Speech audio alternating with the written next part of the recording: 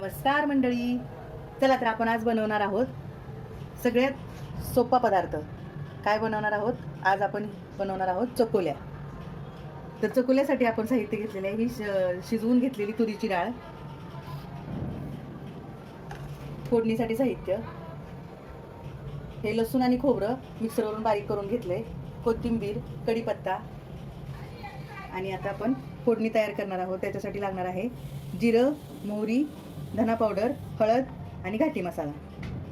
चला तर मग बनवायला घेऊया आपण चकुल्या. आणि चकुल्यासाठी सगळ्यात महत्त्वाची गोष्ट म्हणजे ही आपण घट्ट अशी कणिक मळून घेतलेली आहे.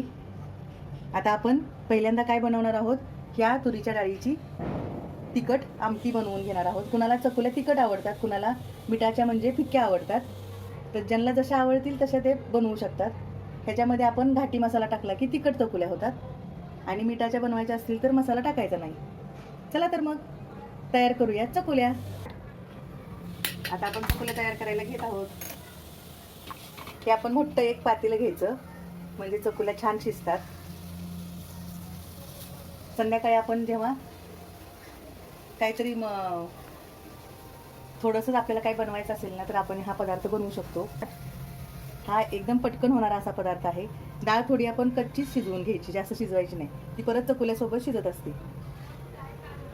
फोडणीसाठी आता तेल ओतून घेऊया आणि फोडणी तयार करूया चकुल्याची.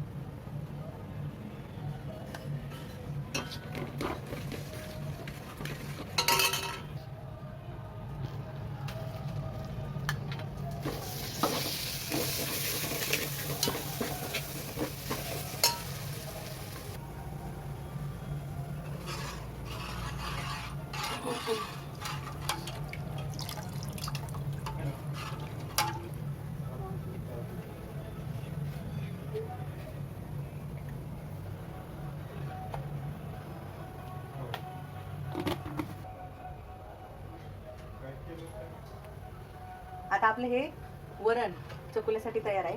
हे तिखट वरण म्हणजे आमटी बनवून घेतलेली आहे आपण तुरीच्या डाळीची. आता ह्याला उकळी आली की आपण ह्या चपात्या लाटून त्याच्यामध्ये टाकणार आहोत.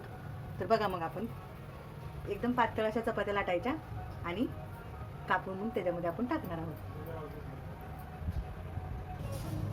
आवाज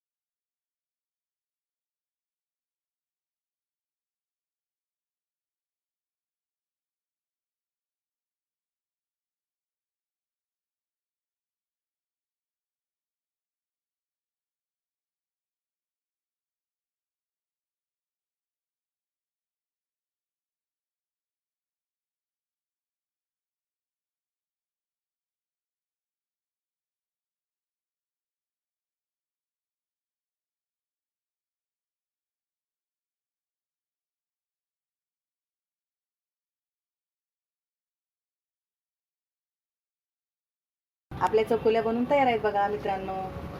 चला या खायला.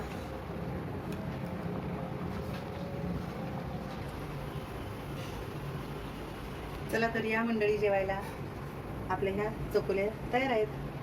तुम्हाला जर ही रेसिपी आवडली असेल तर लाईक करा, सबस्क्राईब करा आणि शेअर करा. शुभरात्री.